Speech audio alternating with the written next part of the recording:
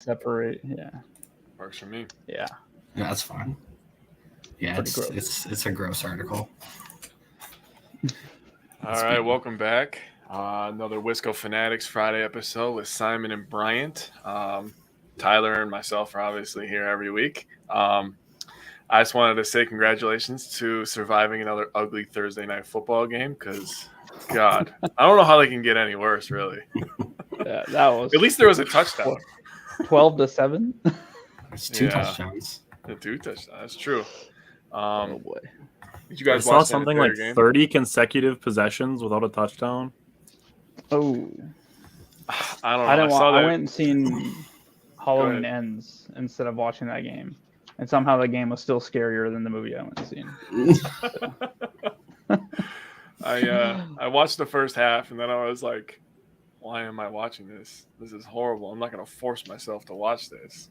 I wanted to pick on Bears fans, truthfully, but it was getting kind of bad. Honestly, I kind of feel bad for Justin Fields at this point. I told you. I know you did, but if I'm thinking of him as just a person. Doesn't mean he's good.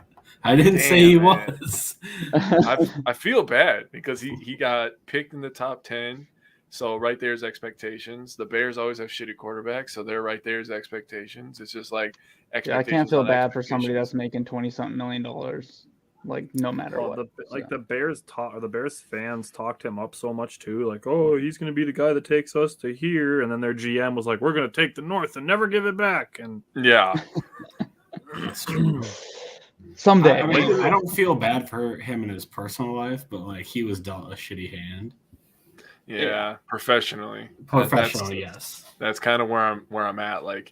He's getting all these expectations, and then they're just kind of like, hey, go figure it out. We know you know nothing about this, but I will say this: his comments when he said the game is slower, he kind of screwed himself right there. Yeah, that's true too.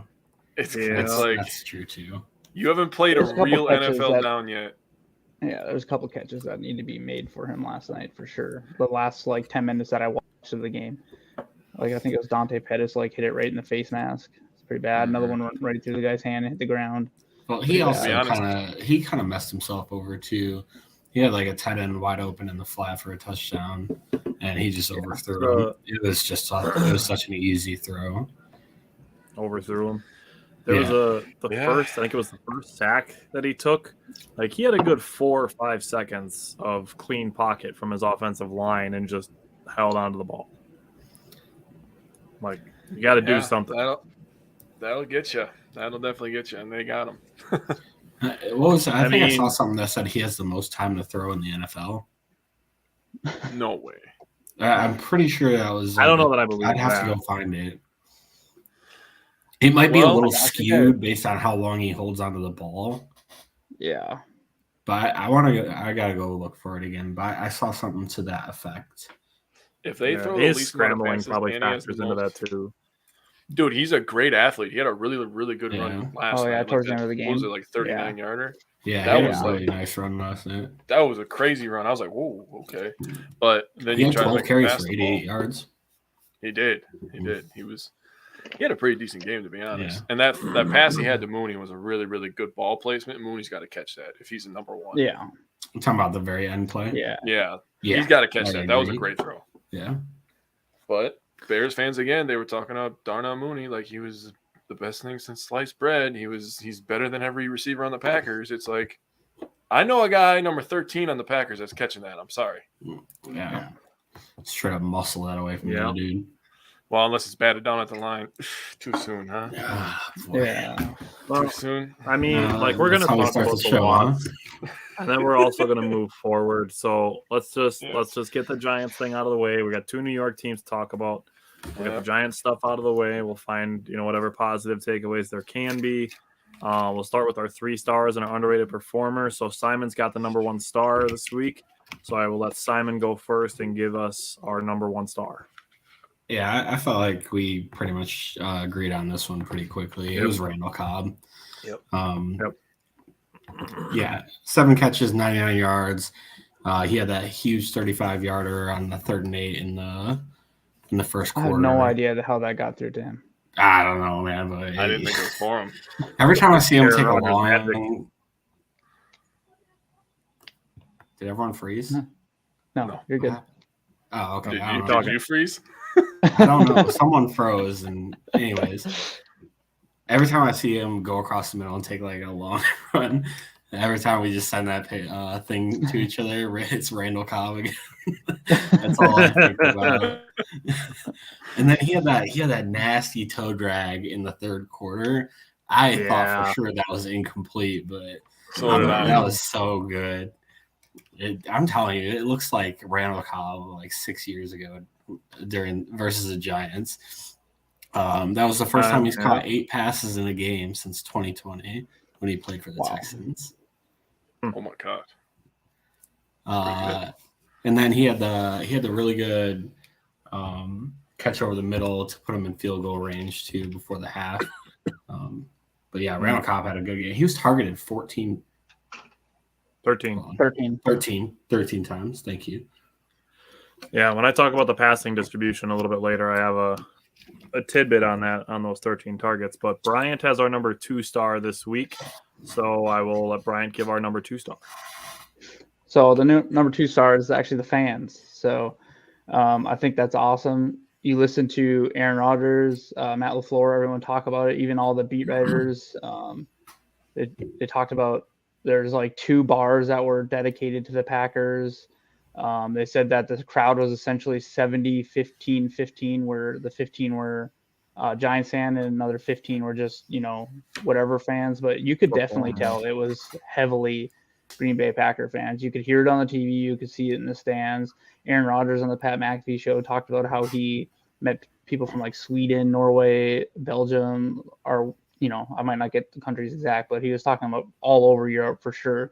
And he called out like one fan that's from Germany that brings a German flag to like every home game once a year. So it was great to be able to go play closer to them.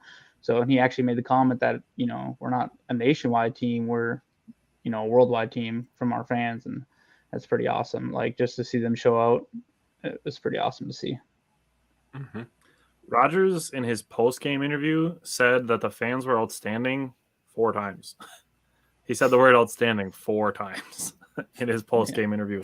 Bernard coming in hot with the questions. Do you think Rodgers is washed? No. No. None of us do. So we got that. I don't think any of us would bet against Aaron Rodgers. And, we're going to talk about some of this stuff when we get into some of the recap. But we agreed our 3rd star was Mason Crosby. He was 2 for 2 on field goals, 2 for 2 on extra points. He made his season-long field goal was 48 yards. He's actually 6 for 6 on field goals this year and now 11 for 11 on extra points. And I want to give a little extra credit just for the field goal unit for getting out right before halftime by having, 18 seconds to run out onto the field and set for the field goal with no timeout and no opportunity to spike the ball because it was 4th down. So I wanted to give a little bit of credit there. And then Jake has our underrated performer this week. So we'll see who Jake picked for the underrated performer. There was definitely some good candidates. Preston Smith had a very good game. Can I guess? I think you can guess. Go ahead. I got TJ Slayton. I got Chris Slayton. TJ Slayton was very good. This is going to sound funny because he had 3 receptions for 29 yards, but it's Romeo Doubs. Okay. There was a highlight. I'm with it. His blocking was involved. Yeah. He had a really great block on the touchdown for Lazard. He had a really great block later in the game. I believe it was the 3rd quarter. Another play to Lazard to the left side, and it allowed Lazard to pick up 8-9 more yards. There was actually a highlight reel. Andy Herman was going through and grading players, and he was just burning those corners. And this is where the narrative of Rodgers needing to trust his young receivers, because he had a couple touchdowns. He burned the corner on the right side twice in the first half.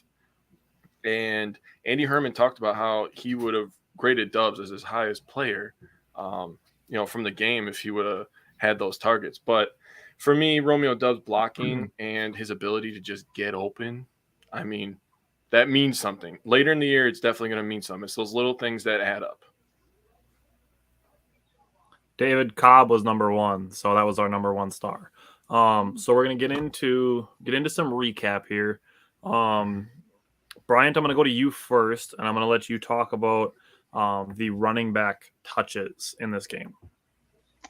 Yeah, I'll really talk about kind of season wide, but for this game in particular, it's just absolutely inexcusable for us to pass the ball 66% of the time in a game that we were leading 17-3 at one point. And that's kind of gross to think about when we figured, we went like 24-3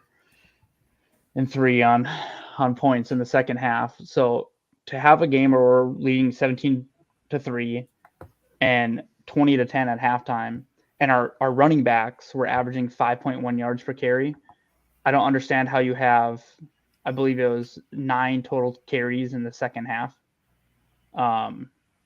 No, 8 times. We ran the ball 8 times in the second half. We came into the second half leading 20-10, and we ran the ball 8 times. And I know it's skewed because, we didn't have that many plays, and the Giants had long drives. But there's one drive where you go just 3 and out, 3 deep passes by Aaron Rodgers again. So for me, it's really inexcusable because if you look at our 2 losses, we had 15 and 19 carries. In our 3 wins, the running backs had 33, 24, and 33 touches. And so it doesn't make sense to me. It's pretty easy to figure so, out. And then I know Jake's going to talk more about the goal line, but I know that the box was loaded or whatever at that point, but I feel like you have to trust Aaron Jones and AJ Dillon to get 2 yards there at least once. Give them one of the 2. So, I'll say, the yards per average for Dillon is down on the season, but that's because we're asking him to get a lot of gritty, yards in between the tackles. So everyone might look at that and be like, well, he's only averaging like 3.9 on the year. Yeah, but that's a little bit skewed because a lot of the times when we're going to like 3rd and 1 and so we're only trying to get 1 yard on that carry is going to AJ Dillon. So yeah, for this game, it's just, for me, it was bad. So Jake, take us through the final drive and what you saw on that. Okay. I'm going to collect myself because the last couple plays really irked me. All right. So I wrote down every single play so I could break this down for you so you could see the things that I saw too. The final drive was 14 plays, 69 yards. Nice. I mean, nice and kind of not nice because we lost, but and it lasted 5 minutes and 6 seconds. So 1st and 10, first play. This is after the Giants take the lead. Rodgers pass incomplete, deep right to Cobb. It's like, why are we still going deep? We had a possession in between our 2 decent possessions in the second half where it was 26 seconds long because all we did was throw deep. That possession really is what lost the game and switched all the momentum over the New York Giants. But the next play, it's 2nd and 10. We're still at the 25. Jones runs up the middle to the Green Bay 31 for 6 yards. By the way, Bryant, you talked about how they ran the ball 8 times in the second half. 4 of those rushes are on this drive. So that makes it even more disgusting. Well, it's the half and half. The Packers only have 3 possessions in the second half. So 4 were on the first drive, 4 were on the third drive. All right. So now we're at 3rd and 4. Rodgers passes short right to Tanyan, 14-yarder, gets the first down. We're at the 45. We're at 1st and 10. A.J. Dillon up the middle, 2 yards. We're at the 47. 2nd and 8. Rodgers short pass left to Cobb, pushed out of bounds for a 9-yard gain to the New York Giants 44. So we're moving the ball. We're going back to what Tyler talks about all the time. The possession, throwing it short, running the ball, using the clock, using all of our guys, using all their tools. Now we get Jones to the New York Giants 36 for 8 yards. So we're running the ball well. We went away from it, and then we started doing it again, and it was working. Rodgers, the next play, incomplete to Lazard. Now we're at 2nd and 2. We get to 3rd and 2. Rodgers short pass to Lazard for a 9-yard gain. So now we got another first down. We're going to keep passing the ball. This is one of the routes where Dubs, why he was my underrated performer, he absolutely burned the guy over the middle. He goes to the New York Giants 19 for an 8-yard gain. Then he throws a pass to Tanyan, another good gain, gets first down on a 2nd and 2 for 4 yards. 2-minute warning. Okay. This is where situational football has to come in. This is where coaching comes in. This is where having a 4-time MVP matters. 1st and 10. You run Aaron Jones up the middle. You get 7 yards. We get to the New York Giants 8-yard line. Okay. I'm thinking we're in business. Rodgers going to tie this baby up. We're going to go to overtime, and we're gonna escape. Right? That's what I'm feeling like. Then we run Aaron Jones again on 2nd and 3 for 2 yards to the New York Giants 6. So he got 2 yards. Right? We get to 3rd and 1. He just got 2 yards. We throw the ball. Now they showed zero blitz, which means it's man coverage across the board. Everybody's coming. What they did on that play is they dropped the linebacker out, right? So when you get to zero blitz, you got to make your read and you got to make it fast. Rodgers pumped on that play, and because they took away the first read, and he ends up throwing it off the helmet. Okay, this is where I get mad. You get to 4th and 1. They come out with the same look, the exact same zero blitz. You have 2 timeouts. Why in the heck did you not call a timeout and reassess the situation? Rodgers went up there. You have a 4-time MVP. He literally saw the same thing. He's just like, okay, I'm just going to go for it. Didn't call timeout, throws the ball's batted down, we lose the game. I don't understand the mismanagement of not using a timeout in that situation to reassess and maybe call a better play. And it was an RPO, and if you watch that play, I don't know if you guys saw the replay. I don't want to watch the guard in the center destroyed the middle of Myers the line. pushed the dude into the end zone. That would have been a walk-in touchdown. I told all my coworkers this week, I was like, I could have walked backwards and got that first down. Yeah, I agree with you, Jake. And one of the things was when we were going slow, and I was like, okay, we're totally playing for overtime here. We're not trying to go fast at all. We don't want them. And I agree with you. I was thinking, like, why don't you take a time out there and look at that? And if you watch the play, when he tried to throw to Lazard wasn't open. I don't know that. That's a very low completion that was going to even get caught. You know what? What surprises me a little bit with that play, too, is we know that Rodgers is a hard count master. So on a 4th and 1 where you have those timeouts available, why not go and see if you can get a guy to jump off sides? Because it's going to be an automatic first down, even if you don't do anything with the free play if you get it. If the refs let you keep playing and give you that free play, you throw the ball in the end zone and try to score. And if they jump across and the refs blow the play dead, you get 5 yards, an automatic first down, and you're at what, the 2-yard line, the 1-yard line? Yeah, we were at the 6. So in that situation would have been half distance to the goal. So we would have been at the 3, right? 3. Yeah. I think those 2 tip passes were Aaron Rodgers' first 2 tip passes of the season. I don't think he had one prior to that. No, but I agree with you. It's just going back to the running back touches, even against Tampa Bay when we run, that was the least amount we had. We weren't successful in running the ball. That was our worst game. We averaged 2.8 yards per carry, but we still ran it 24 times that game. And because we stuck with it, because we know we need it for our offense. So in the games that we lost and we didn't run the ball, we averaged 6.2 and 5.1 yards a carry, and we still weren't running the ball those games. So we stuck with it in Tampa Bay, and I love that. I think we all talked about that during the game. Like, even though it's not working, you have to continue to do it, because if you go away from it, the defense knows what you're doing. So for us not to run the ball even once there, it just – and I agree with you on that 4th down. If he hands that ball to A.J. Dillon, I get it that the 3 people were loaded on the side that A.J. Dillon was at. Guess what? He's going to hit where the center's at before they come around that and get through there, and he's going to walk in for a first down at least. So I might be in the minority here, and I'm fine with the 4th down call. But for me, the 3rd down call, when it's 3rd and 1, 3rd and 2, whatever it was, and you know that you're going to be going for it on 4th down no matter what, that's the one where I think they should have ran the ball. I'm fine with passing on 4th down. Totally fine with that. You put the ball in Aaron Rodgers' hands. Fine with that. But the 3rd down call, like you said, we had the timeouts. You know it's 4-down territory. That's where I think you try to run the ball. But again, I'm just a talking head on a Wisconsin. I agree with you. I agree. You go with it on 3rd down, and you can throw it on 4th down.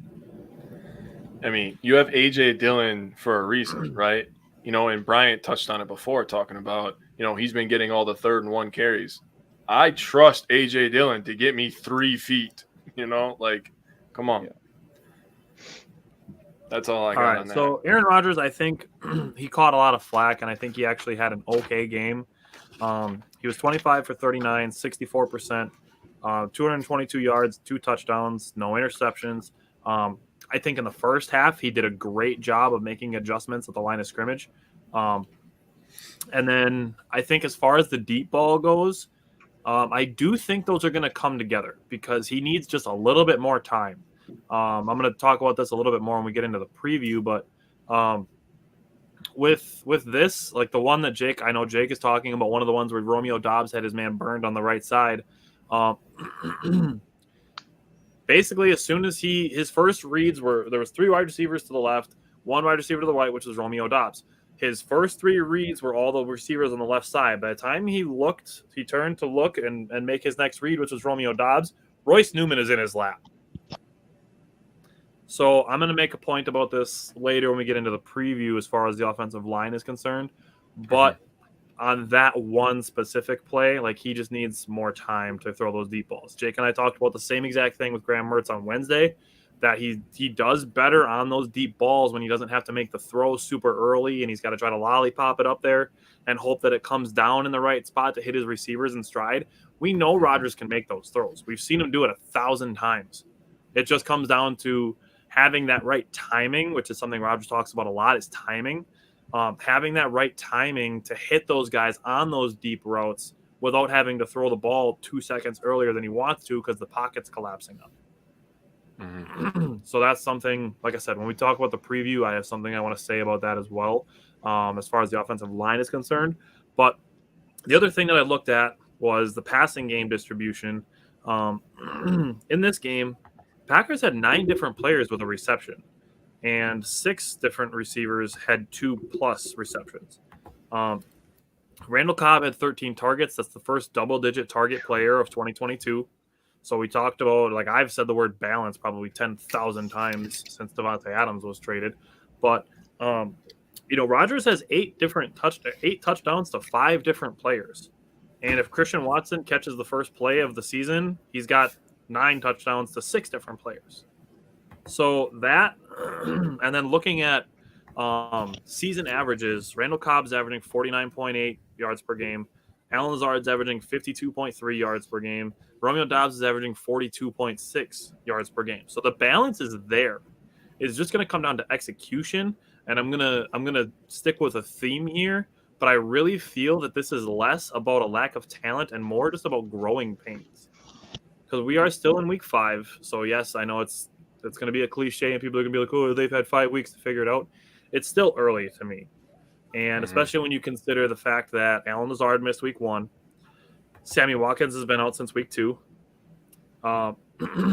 Christian Watson has missed 2 games and is going to miss this week.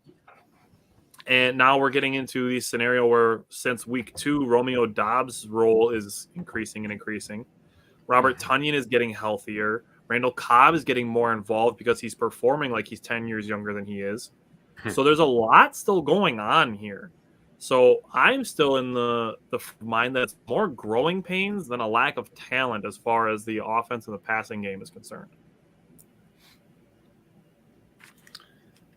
Yeah, the 0-6 on deep shots is definitely rough. Like it's just, but they've been pretty good on between like the 10 and 20 yard depth passes. But the 0-for-6 on I think it was 0-for-6 on 20+ yards is definitely killing us. And it'll kill a drive because it's a wasted play. Essentially, it's not always a waste of play because you got to show it, but if you show it 6 times and it doesn't complete one of them, it's rough. And no flags or anything too. Yeah, there should have been some. That long bomb to Romeo Doubs should have been what's it called? The one that Watson got hurt on was illegal contact. Yeah, that illegal contact. If he doesn't get hit there, that's a walk-in touchdown. Yeah, that should have been illegal contact, but. I think we should inquire about DJ Moore, but I don't think the Panthers are trading him. And I don't think that's the Packers' way of life. They just. I think he'd come with a hefty price tag too. Right. I think realistically, like Robbie Anderson is probably more likely if the Packers are looking to get somebody from the Panthers. But I still think Brandon Cooks is the guy to go after. They've shown interest in him in the past, so I still think Brandon Cooks is the guy that they go after if they're going to go after a wide receiver, if they don't try to sign Odell Beckham Jr. But apparently the Rams aren't done making offers to him yet. So, and we've done quite a few transactions with Houston, so I could see that happening. I would love to add at Brandon Cooks. I think that'd be a great ad. I agree. There's your deep I think it would really benefit everybody. Mm-hmm. I agree. So I'm gonna put out this is the trade that I suggested. I suggested it to you guys. Is Amari Rodgers and a 5th-round pick for Brandon Cooks. I mean, I would that's like not that. bad. If they accept that, I would like that. I mean, I think that's fair. Curtis Samuel, I feel like is Ron Rivera's his buddy. Our family Debo Samuel is what they're trying to do with him. They're not going to trade him, I don't think. Someone asked All me right, that so- this morning. I'm gonna go back to Curtis Jake. Jake, Jake's gonna talk about the 3rd down offense for the Packers. I mean, overall on the season, it's pretty good. 42%. So I went and looked our percentage at home and our percentage on the road, and our percentage on the road is 38%. That is ugly. And at home, it's 47%. So what that tells to me, Packer fans want loved. Oh, God. No, they don't. Bernard, you did it on Wednesday. Don't do it again. I don't need it twice in 1 week. Some might. Yeah, no political views in here, buddy. We don't care about that stuff. So what I see with this 3rd down percentage is the growing pains, as Tyler talked about, the young wide receivers and Rodgers not trusting them.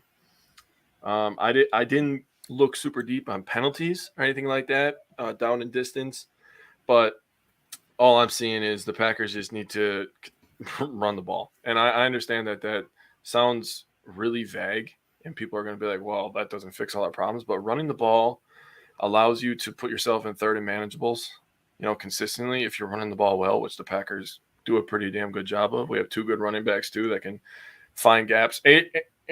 Jones is very good at finding a hole and making a 5-yard gain into a 9-yard gain. So I would just give him the ball, feed A.J. Dillon, feed Aaron Jones, and allow Rodgers to be in 3rd manageables all game. But 42%, to be honest with you, is not bad. I can't complain about the 3rd down offense. So as far as the running game goes, I think this is going to kind of transition into Brian's next point. But the Packers did a really good job in the first half. It was under 8 yards on a depth of target. Rodgers was like 12 for 12. So that I said this is that the Packers were kind of running through the air by having those really short, 90% completion rate throws, those really short ones, the quick slants, the bubble screens, the wide receiver screens, that type of thing. Those throws, I think of essentially kind of like running the air. It's like running a pitch play. The guy is 2 yards away from you, 3 yards away from you. Those quick slants are similar to that. Those really short little out routes where you get the ball and you have a blocker in front of them. The Allen Lazard touchdown is a perfect example of one of those kind of routes. Basically, Allen Lazard, like as soon as the ball is hiked, he turns around, looks, the ball is in his hands, and Romeo Doubs is carrying a blocker into the end zone, and Allen Lazard walks in. So that kind of stuff, I think, as far as the passing game is concerned, that those shorter, easier completions, I think that combined with the way that Matt LaFleur is talking about constantly the taking what the defense gives you, those types of plays are what the defense is going to give you. You don't have to take the deep shots just because teams are playing with one safety back. You can take short passes. If they're going to put 7 guys on the line, you can still take advantage of one-on-ones without having to throw the ball 25 yards away from the line of scrimmage. So, and you can still make positive gains out of those plays. And that's where, like I said, I think it's almost like a concept of running through the air just because you're getting short completions. You're just getting the ball into guys' hands right away. And then having the opportunity for them to go make a play with potentially blockers in front of them with as good as blockers as the Packers wide receivers are. So with that, I'm going to let Bryant talk about the play calling. What's up, Robert? Thanks for tuning in on a Friday night. Bryant is going to talk about the play calling from this game. Yeah, and for the season in general, like we kind of already hit it with the run pass balance. First with defense, I'll talk about defense play calling. I don't think it exists. I think it's just they go out there and do the same thing. I was looking at like blitzing rates earlier. It said that Packers blitz 33% of the time. That's skewed. We do not. We hardly ever blitz. But for play calling, I feel like it's just too predictable. I feel like if we pass on first downs incomplete, we run it like the defense knows we're going to run the ball, and there's so many times I watch us run into like 3rd and 7 and plus. Or if we don't run it, then it's almost like Aaron Rodgers feels right there. He needs to take a deep shot, and then we're in 3rd and long. So I'm fine with throwing on first down because you can't run every time on first down, and you can't run every time on, you can't always run if you have it incomplete on first down. You can't always run it on second down. But I feel like one of those plays pretty much each series or each, 3 downs or whatever needs to be a run. And then if you do have a negative or 0 play on first down, whatever you're calling on second down, you need to make sure that it's a pretty high percentage play. And I don't feel like that's been the case. And a lot of times, like there were several times during this game we incomplete because Aaron Rodgers trying to throw deep or whatever on first down, like we're going to run it into 3rd and long. And sure enough, that's what we did a couple times, right? Or he went deep again. So I think the play calling isn't balanced. We just need more balanced and more like, the only screens I'm really seeing, how many running back screens have we ran this year? I don't think that many. Like, I think only wide receiver screens. It's been all wide receiver screens. Like, why isn't Aaron Jones getting any, screens? Why, or maybe some more tight end screens, like something that's just more high completion. And if we don't get any yards off of it, fine. It's completion. It's not negative. Get a couple of yards at least. So I just feel like really when we have a negative play on first down, that's where LaFleur wants to run it a lot on second down or whatever. If we have a negative first down play, which is fine as long as it's good run play and we get some yards. And a lot of times Aaron Jones is going to get those yards. But I feel like if we can start putting in some more screens or something, I would like to see that. So I just think the play calling has been really inconsistent. And it's like they get down by 1 score and I feel like they think they have to put themselves right back in the game instantly and they have to score a touchdown right there. So, and that's where I feel like they really push it down. It's like they want a deep shot right away. And I do think the lack of a deep threat right now are maybe Aaron Rodgers isn't seeing the field as well. And he'll get set in that way if he's getting used to new receivers. But I wish Watson would stay healthy. And we'd actually, even if he doesn't catch the thing, we haven't thrown the ball to him since the first game of the season. Everything's been behind the line of scrimmage. So once he does get healthy and we do get Watkins back, this is the last game Watkins is out. So hopefully he can get down the field a little bit too.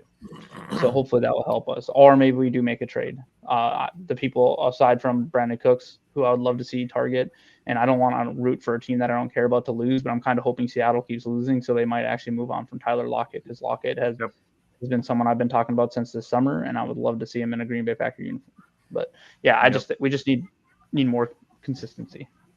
And Isaac Tunyon's actually like second on our team in reception, so he has been involved.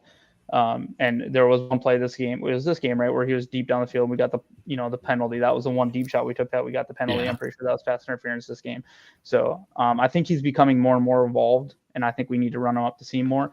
And also I want to see Aaron Jones run some dang wheel routes or something. Everything's in the flat to him. Like when we do the one wheel route that he ran, he fumbled at the goal line, but yeah. I'm not saying I expect that to happen again, but that is what happened when he did it once. Well, that was like that corner post. I'm talking just wheel routes. It's a Texas the sideline. Route. Yeah, I'm talking about the wheel routes up the sideline or something. Get more deep, you know what I mean? Clear out with the wide receivers, and he can outrun a linebacker. Try to have a linebacker cover all the way out there. That's tough. Isaac, I did bring up Tunyon before, that he's getting more involved as he's getting healthier. I do think Tunyon's role in the last 2 weeks has really increased. If we can get – oh, sorry. Go ahead. If we can get Aaron Jones to run a wheel route against CJ Mosley on the sidelines in this game, he's faster than CJ Mosley. That's what I'm hoping. Like, we need to use him more down the field because we've seen him make those catches before. So if we're talking, more explosive plays, a lot of our plays have been yak this year. So I hope we're looking at more like that. So. All right. So we're going to switch to the defensive side of the ball, and I'm going to go to Simon to talk about the third down defense. That's a very good stat, David, by the way. What do you sorry, I've seen it in this comment. Go ahead. What do you say? The Packers are 34-2 under LaFleur if they run 25 more times, and 2-11 when they run 20 or fewer times. That's so bad. Jesus. That's a pretty good ratio, 17-1. That's pretty good. All right. So the third down defense this week was okay. And maybe it was better than I thought it was when I initially watched the game, and then I rewatched it and actually took notes and stuff. They went 6 for 11, which is not tremendous or anything, but it's not terrible. They kind of broke the streak of their third down and 8+. They let up a couple really long third downs, and I was going to talk about this more when we got into like improving, talking about the Jets a little bit, but they are god awful against crossing routes. Like this game was just gross to watch people just run across the field and be wide open on third down. I feel like the first half they did okay, but it may have just been the Giants were a little shaky. Campbell blew up a play on Barkley on like 3rd and 13 or something, and what was the other one? Hold on, I wrote Jair Alexander blew one up. Yeah, Jair was the other one that he blew up behind the line of scrimmage. But once they realized that just wasn't working, and they started looking down the field a little bit more, Darius Slayton was open. He was the only guy they threw to. But Barkley also had a really nice crossing route. I know. And then Savage missed a block on him. He went for like 40 yards. That was disgusting. Okay, real quick, just while you're on that, because Saquon Barkley had 1 carry for 40 yards. Aside from that, he was 12 for 30 outside of that play. So, like, I'll save it for the rest of what I want to say for when we get to the improving part, but I'm going to let Simon keep talking. But 12 for 30 outside of the 140-yard rush that he had. The other thing, too, is, like, our missed tackles this year are gross. Like, we have some games where we have, like, 1 or 2, and you know, it looks like they're coming along a little bit. We had 7 versus the Giants. 7 missed tackles. Like that's just nasty. So we got to really clean up that stuff. That was pretty much it. It was just, yeah. I have a nasty stat for later when I'm talking about improving on the Jets. All right, so Simon, I'll let you keep going. I want you to talk about the special teams because you were a Pat O'Donnell truther on day 1. I am, and I still am. So this is exactly what we want to see from the special teams this whole year for the most part. I think in New England they kind of allowed a little bit. I wish versus Giants, Keyshawn Nixon got that fumble. It was so rough to watch that just like go through his hands and him just be so upset with himself where he just slaps the ground. Oh man, that was so upsetting. But it was a solid game. Like you said earlier, Crosby 2 for 2, 46 and a 48, kicked both of his special his point after attempts. And then I mean the field goal unit, the snap, the hold, the kick, everything just looks fluid this year. And this is exactly the type of stuff that we got excited about when they hired Rich Bisaccia. Another good thing that they average 8.7 yards per return on kicks. So they weren't getting past the 25 this game at all. And then Pat O'Donnell, another pin down in the 20. That was a beautiful kick. I think he got it down to the 9-yard line. So he's doing great things for us. And like I said, I'm still on the All-Pro train over here. And the other interesting thing was seeing them try Watson out on kick returns.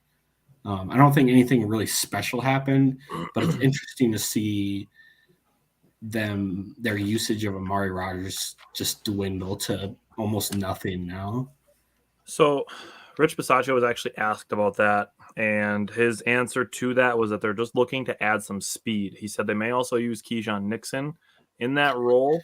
They're just looking to add some speed. He brought up that Keyshawn Nixon is fast and physical. I think he tried out for a punt return. Right.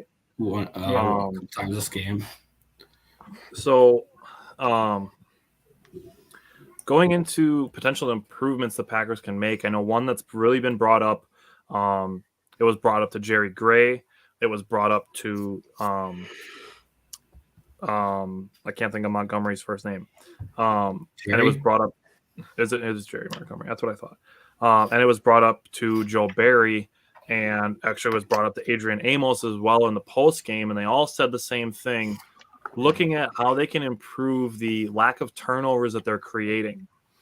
Basically, all of them said the same thing, is that they all feel that those are things that come in bunches. So I'm going to go to Brian. I'm going to let Brian talk about the lack of turnovers and how they could potentially improve that. So I agree with you that it is something that comes in bunches, but if you're not in the position to make the play, you cannot make the play. And I know a lot of we've seen all these articles and stuff come out this week. First thing I said after that, I was like, it seemed to never be around the ball. And that's because they're not. And that's, to me, it's not the players. I know it's a little bit on the players, but we have a lot of talent in that secondary. On paper, we're top 5 defense, right? So I'm just going to show you some stats that are making me sick to my stomach, and it show that the scheme. And I really hope if something good came out of this game, it's the fact that maybe we're going to actually see a change. So for me, what I'm about to share is a direct result of the passive scheme that we've been playing. So the Packers allowing 73% completion to quarterbacks, which is worse by 3% in the league. So quarterbacks are completing 73% of passes by us. The Packers are playing off coverage, which is categorized by 5+ yards off coverage 74% of the time. Okay. The average depth. So this one was really eye-opening me. Their average cushion was 7.5. 7.5 yards we're giving an average cushion. And this one's eye-opening me. The average depth of target against the Packers is 5.9 yards. The only teams we're the only team below 6 yards in the league of an average depth against. So we're giving a 7.5 yard cushion. Our average depth against is 5.9. Okay.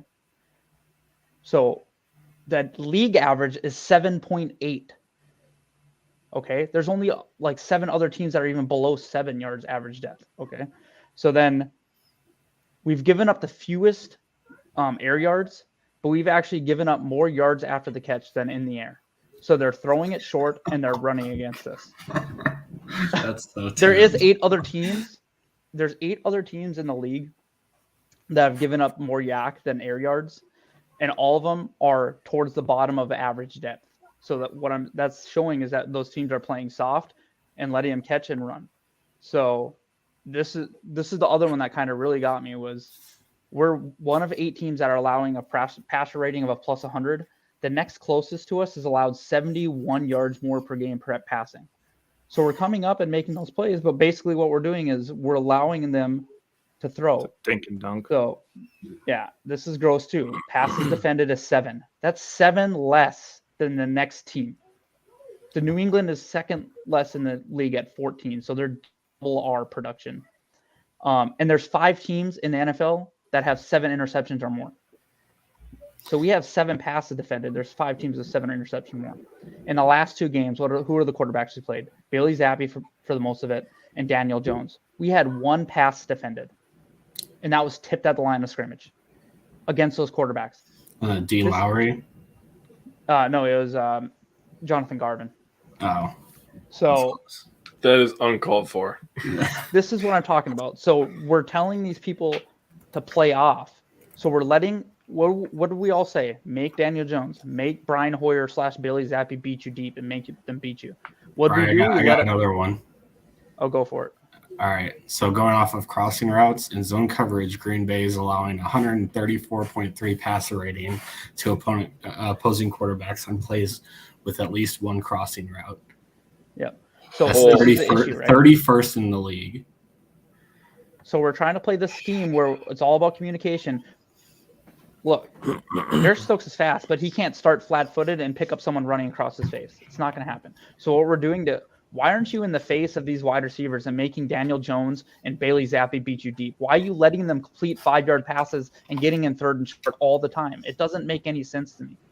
It's almost like our third down, our goal is to hope they have an incompletion on first or second down or have a holding call or something, and then we get in third and long and we pin our ears back. Or a short run. If you play press with these cornerbacks who can bump and run, don't tell me that Ja and Rasul and Stokes can't bump and run with these people. You do that, and you buy the linebackers another half second. Rashawn Gary or Preston Smith, who has been close how many times this year, is getting home. So this this crap where they're playing way off. I get it that this is the thing going around the league, but you're playing too far off and you're doing it too often. You got to pressure them a little bit on first and second down. On top of that, the Packers had 16 pressures versus the Giants, only 2 sacks. Yeah. And that's just the scheme and how far we are off playing these guys, where the secondary is not holding up their end of the bargain and allowing that pass rush to get through. Exactly. If the quarterback has a quick out right away, you're never going to get home. You're only getting home on 3rd and long. That's it, which is fine. Daniel Jones can run too a little bit, which I think is a little bit of a part of it, but go ahead. But it would be nice to get a sack on 1st or 2nd down and put him behind the sticks right away instead of letting him do a quick pass and then hoping you get in 3rd and long from an incompletion or something, and then you get the sack. Or you get a sack and then a holding call by Rasul Douglas. Yeah. So he had a rough game. But I'm hoping that this game, like this is a couple of games in a row we've heard like a defensive player come out. I think it was Slayton that came out and said, well, once they started bootlegging, we made no adjustment. Mm-hmm. So, and then Aaron Jones obviously came out and said, hey, I think we can get those 2 yards. And then Jaw wanted obviously to man up. So now, like, they're saying, like, they're talking heads. They're saying all the right things. Barry's saying we're going to be more aggressive, blah, blah, blah. I want to see it actually happen. If not, like, it's telling me that Barry cannot scheme anything. And he's just hoping the talent gets us there. This team is too talented. I have interviews from Jerry Gray and from Joe Barry. So when Gary was asked about it, or when Gray was asked about it, he said they're going to play tighter on the crossing routes like they did in Tampa Bay. He wants the pass coverage and the pass rush to be in sync. So that was something they talked about.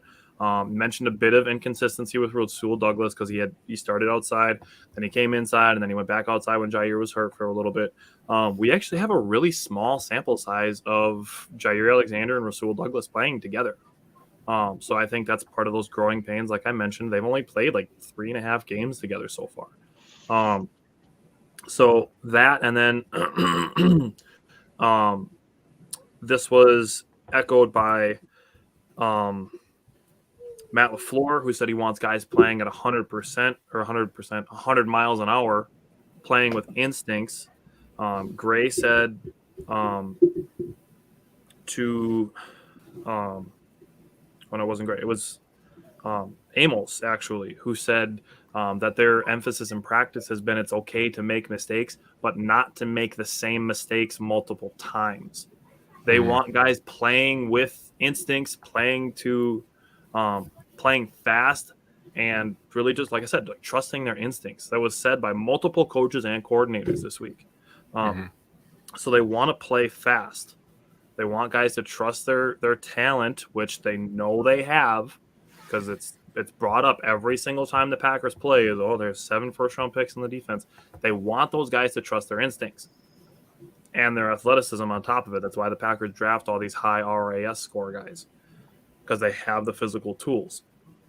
Now, when Joe Barry asked about it, he said he believes in consistency. He mentioned Jair Alexander missing a little bit of time, Adrian Amos missing a little bit of time, so them being 100% healthy will help the defense improve. He mentioned mixing coverages to combat those crossing routes, so he's already talking about it. He's obviously thinking about it as mixing coverages. He expressed wanting to get Jair Alexander in the slot. He brought up even using Darnell Savage in the slot and mentioned Rudy Ford emerging as a solid safety to potentially be able to use Darnell Savage in the slot. That's all those guys you can mix up. And then changing coverages and getting good pass rush is a way to create those takeaways that they believe they come in bunches. And this is what he said. So this is what Joe Barry said. He said they have to be more aggressive in press coverage. We have guys that can and will love playing in those aggressive press coverages. David, if you want to call him excuses, I mean, like, I don't know what else you want him to say. Like, if you want him to say these things and then call them excuses when he says them, like, I don't know what you want from him. So at least he's saying the things that we want to hear him say. Now we have to watch on Sunday to see if he does them or not.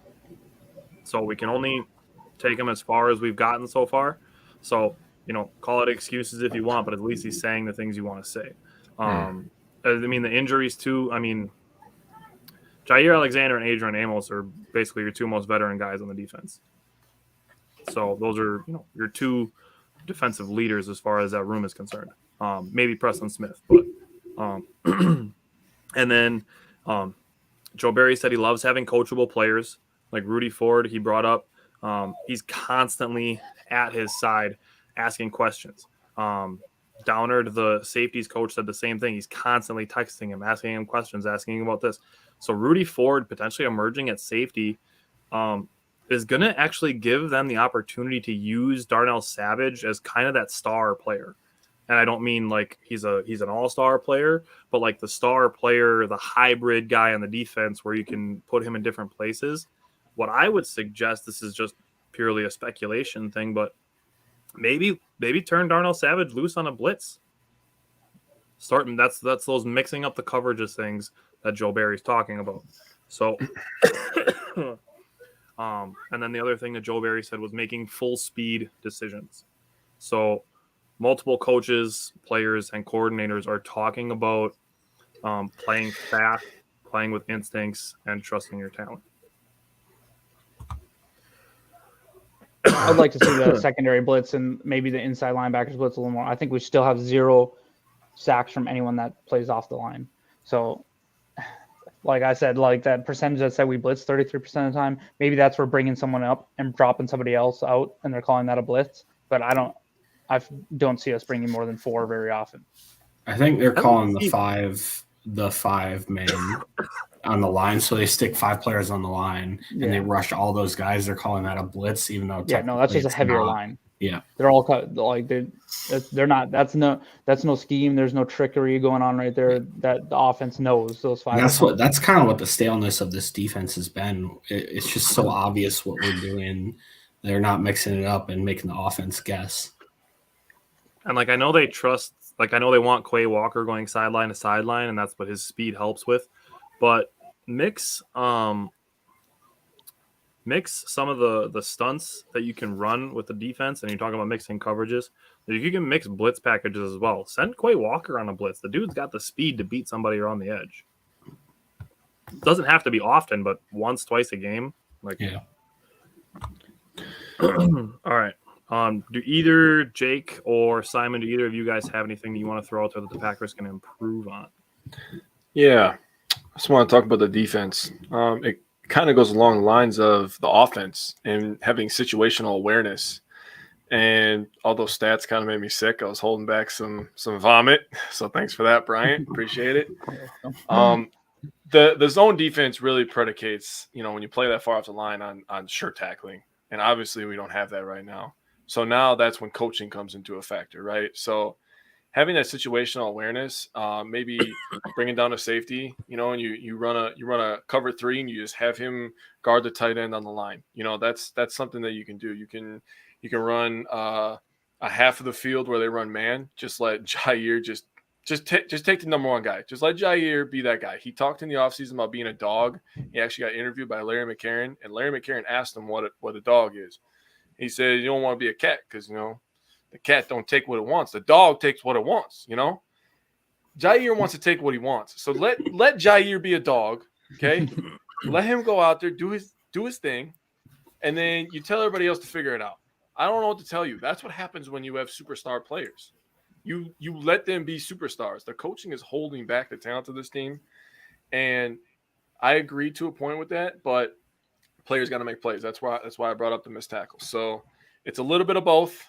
We got to have situational awareness. We got to go get the quarterback. Maybe run a A-gap blitz. And it makes me disgusting to say this, but I give a lot of credit to the Vikings that A-gap blitz works beautifully. Imagine having to deal with 2 linebackers in the A-gap. You got Kenny Clark in the B-gap, and then right next to him is Rashawn Gary in the C-gap. What are you doing? You're going to have Rashawn Gary run straight at your quarterback? You're going to have a running back try to block Rashawn Gary? There's 300-pound men that don't block Rashawn Gary very well. You're going to have a 220-pound Rashawn Gary will literally go over and through running backs to get sacks. He's done it before. He did it to Tom Brady. The best defenses are a little bit offensive. So I feel like the Packers have a defense where they have enough talent where they can be offensive on defense. So go make it happen, Barry. I still trust Barry. all we heard about in training camp and everything is how aggressive our defense is. I haven't seen it at all, other than Gary like wrecking people. Nope. So Yeah, play full speed, play 100 miles an hour. That's what the players and coaches are saying this week. they're thinking too much out there, and that's scheme to a degree. I agree with that. Also, on an off note, if you haven't seen a Jair Alexander interview, it's pretty unique. It's a unique experience. I love that dude. I love every single one of them. Love them. They're funny. So, just real quick on the subject of Jair Alexander interviews, people were trying to make a big deal about the things that Jair was saying about, if we lose to the Jets, I'll be worried. And then Aaron Rodgers saying that he didn't like that. Trying to make a big deal out of that is really just a dumb thing. We know Rodgers, the kind of guy that he is, and I agree with Rodgers on this, is that he believes in the power of manifestation. Like I've talked about it on this show, on the Wednesdays and Fridays shows, that self-talk is important. Like it really, really is. On a personal level, it's a really big deal, self-talk. So like if you're talking about losing, that means you're thinking about losing. You will manifest the things that will make you lose games by doing that. I'm not saying just by saying we'll be worried if we lose next week that it means that the Packers are going to lose. But if you're thinking about losing, that's already going to be thinking about, instead of thinking, what can I do to help us win? You're going to be thinking, what can I do to help us not lose? And that's the shit that got Mike McCarthy fired. Is thinking about what can we do to not lose instead of thinking about what we can do to win. And that's just that simple change in the mindset that makes a big difference. So that I agree with Aaron Rodgers on.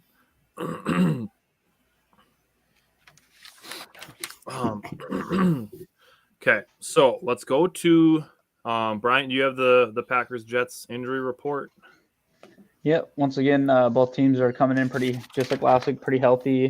The only concerning one, we talked about Christian Watson being out, which is unfortunate because I just want to see this dude get going. And it sounds like LaFleur said today that there's a possibility that they do shut him down. And maybe if they need to do that until he gets fully healthy, it's just, I want to see this guy run down the field. He is a gazelle, and I want to see it. And I know he can open up stuff for this offense.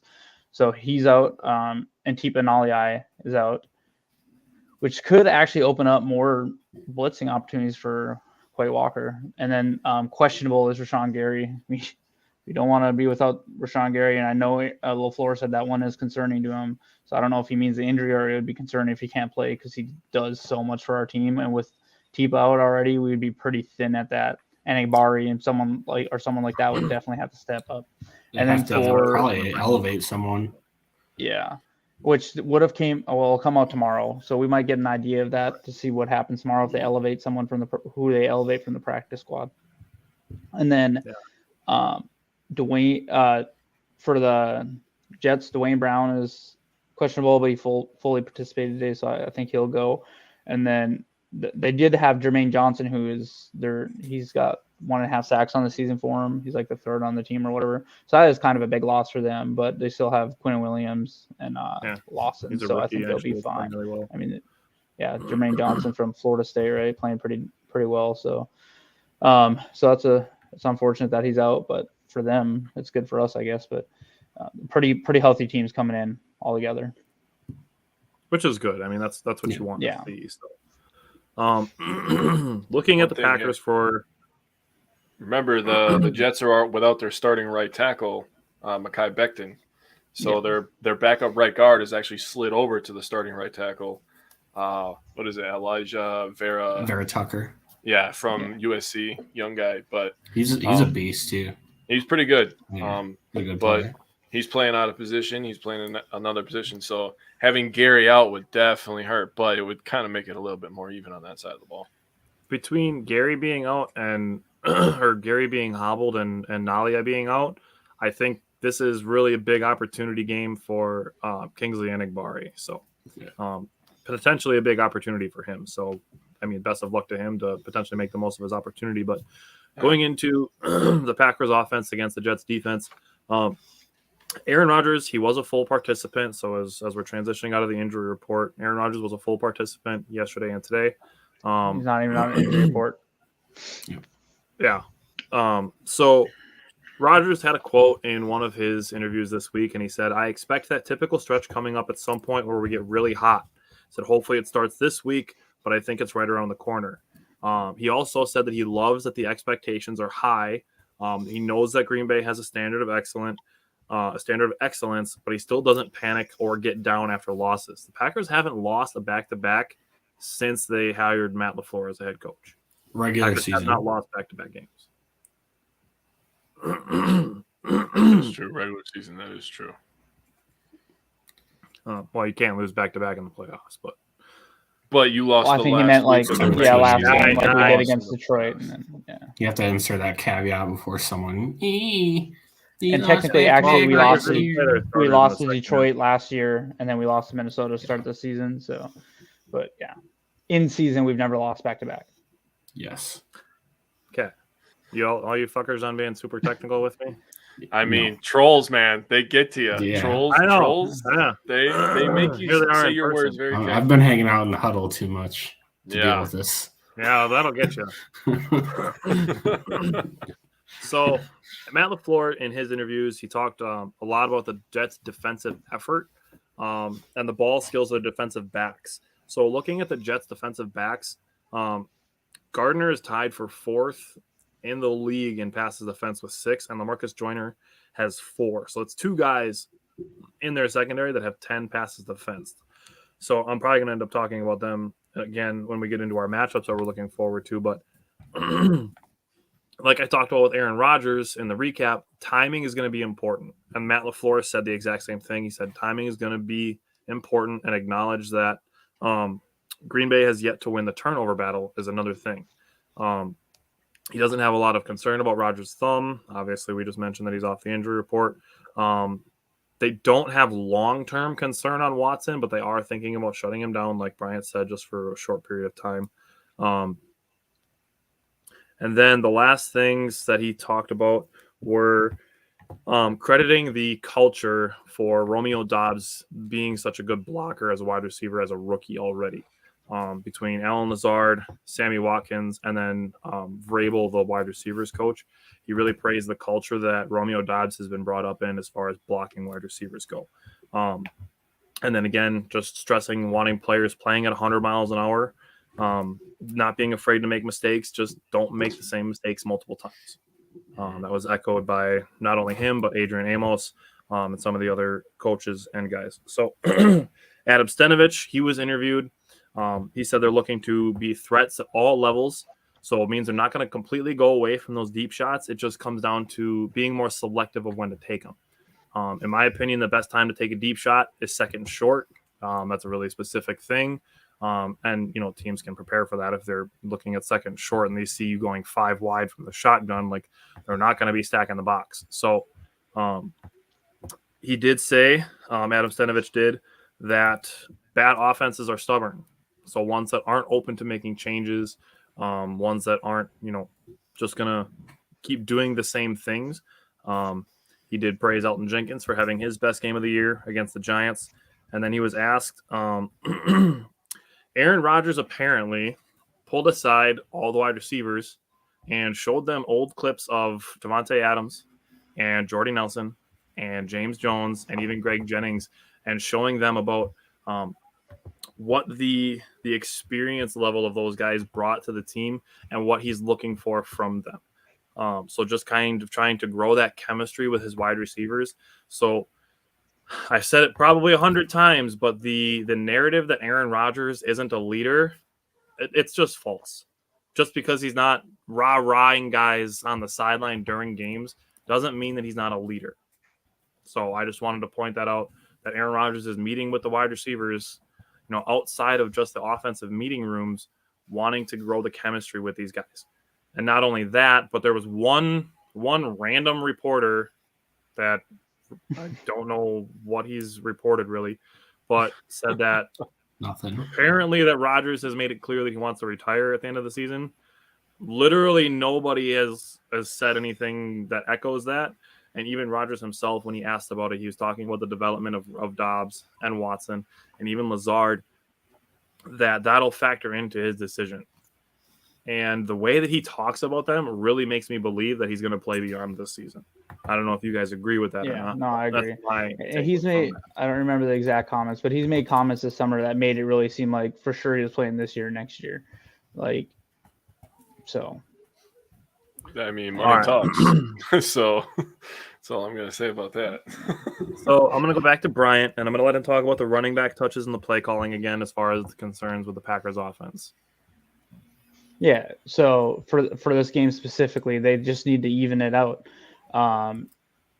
Look, this defense is pretty good. It's like they're a pretty consistent defense. The Jets are playing. They gave up like 205 yards a game per passing and 114 yards a game per rushing. But it's like 4.0 average. So this is actually one of the better rush defense aside from Tampa Bay that we'll be playing. So this will be they have given up 7 passing touchdowns and 7 rushing touchdowns. Like I said, it's a very balanced defense. So I just think we need to be very balanced against them. We need to continue to run the ball. If we get down a score or two, like you need to run the ball because Matt LaFleur and Aaron Rodgers have talked about the fact that A.J. Dillon and Aaron Jones are 2 of our better players on the team. I would argue that aside from Aaron Rodgers, Aaron Jones is our best offensive player. I don't even think it's close, to be honest. I think it's pretty clear cut that Aaron Jones is our best offensive player. He needs to be the leader on that offense with Aaron Rodgers, but he can't take Aaron Rodgers has to give him our throwing the ball. So and the last time, they came out and they said, well, we have to give Aaron Jones the ball more. That was a game that he played against Chicago and he had like 18 total touches and A.J. Dillon had like 15 or something. They had 33 touches between the two that game. So I think that we're going to see that it has to happen. So I for play calling and the running back touches kind of go hand in hand. Like they have to go together. I would love to see a game that we don't have a 3 and out. I don't know if that's like maybe just one, I should say, like where it's not pass, like, and then we're 3 and out in 26 seconds. And then they go on another 8-minute drive. And like Aaron Rodgers was talking about, the next thing we know, we're like 10 minutes left in the fourth quarter and we haven't really touched the ball. So yeah, that's all I really have to say about that. Isaac, I just want to give Isaac 2 things. Kylan Hill has returned to practice. He hasn't been activated yet. And then he also asked for an update on Chris Barnes. I looked. Chris Barnes is eligible to return as early as this week, but I have not heard anything that they're planning to do so yet with Chris Barnes. But having him back would be helpful. I think when he first went down, they were talking about like a 4 to 6 week injury. So he's just hitting that 4 weeks. So I think it's potentially another week or 2 before we see Chris Barnes. But I'm going to go to Jake. Jake, you want to talk about the third down offense as far as the concerns against the Jets? So the Jets are pretty good on defense. I looked up their percentage of the kind of defense that they play. And the Packers, let me start with the Packers first. Let me back up here. Okay. So the Packers on offense, 57.5% of the time they throw the ball. And 42.5% of the time they run the ball. I don't like that ratio. I'd really like it to be a little bit more 50-50. I understand that makes us, less predictable. If we are going to pass that much, I still have no idea why we're not throwing the ball more to our running backs. Everybody's talking about our wide receivers. Tanyan's coming along. I actually think DeGuara has been pretty good this year. He's kind of shut up some of the haters. I think he's been very good getting open, catching the ball, getting yards. And obviously Big Dog got his first and probably only touchdown of the season on Sunday. He might get one more because he got the first one early. Someone made a joke, and I wasn't sure how serious they were about it. Is that the only route he's run this year? Oh, probably. I don't know. Someone kind of made that joke, and I sat there and I seriously thought about it. I don't remember him running a route. I'm sure it's not the only route he ran, but I gotta look it up. I don't think. I also wouldn't be surprised if that was true. I wouldn't either. That would explain why a 6'7", 280-pound guy ends up that wide open in the end zone. Well, he's so good he's so great in the blocking game. So they always think he's just going to block. I think Christian Watson kind of helped set that one up as far as our usage of him on those jet sweeps and stuff because This he is cleared out only that target this linebacker. season, so They I faked don't know it. if He was it's just his only wide route open on run, the but it's his only backside. target. Yeah. Wow. Oh, sorry for interrupting. I just No, thought it was it, funny. actually, that's a very good question, and now I'm wondering myself. So, like I said before, the Packers are 42% on third downs. The Jets are a good defense. I mean, they're only giving up they're 38% on third downs. So I mean, that's a pretty good percent from a defense. It's very close to the Packers, who are top 5. I did not write down their rankings, so shame on me. But the Jets, they got a lot of young talent on this team. They got impact players on all 3 levels. I know that C.J. Mosley isn't what he was, but he's still a very, very good veteran linebacker. They got Quentin Williams up front who can cause problems. He's kind of like a Kenny Clark in that way. And Sauce Gardner is bringing an attitude to that defense. Add in that they have a defensive-minded head coach in Robert Saleh. You know, go back to the 2019 NFC Championship game. Go back to 2019 in general. And he's the guy that has Aaron Rodgers' number that year. And he knows how to coach against Aaron Rodgers, led teams. So when you add all that stuff into a factor, I think Aaron Jones is going to need to have a big day. Not just running the ball. I think you just find a way to get him the football in his hands, pass the ball to him. Maybe put him out there at wide receiver, since I'm hearing people complain about wide receivers and we only have 3 left. Split him out, put A.J. Dillon in the back, and then do a wide receiver screen to Aaron Jones. Run through He's the guy air.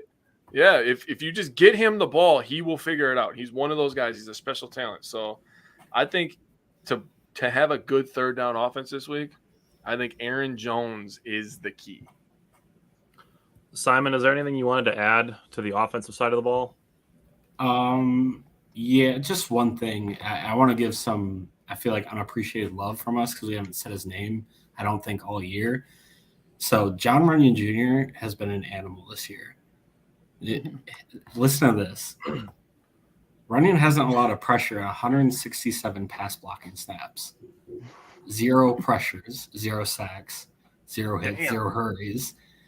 No other guard has done that with at least 33 reps in pass protection. 33? At least 33. Damn. And he's at what, 167, you said? 167. That's Damn. insane. So, Pretty good. yeah. So just to add on to that, so Quentin Williams is hold on, I have the stat right here. And he has 17 pressures on the year, which is I don't know where that stat went. Okay, which is tied for 7th among defensive linemen, and the majority of that comes from lining up over the left guard spot. So that's why I think That's a good matchup. I'm getting ahead of myself, but I just thought that was the like, matchup you're watching. I mean, is go ahead and give it. So my matchup I'm watching is John Runyon Jr. versus Quentin Williams for that reason. That's awesome. So I wanted to bring this up with the offense versus the defense. We're getting to a point where Bakhtiari's played 3 games now. This is going to be his 3rd game. I'm really in the frame of mind. They discussed it last week, potentially using Josh Nijman at right tackle and moving Elgton Jenkins into right guard. I know Elgton Jenkins just had his best game at right tackle, but the weak point of this offensive line has been Royce Newman at right guard. It's affected the Packers' opportunities to throw a deep ball that Rodgers actually has time to put it where he wants instead of having to kind of chuck it up and hopefully that a receiver can go and get under it.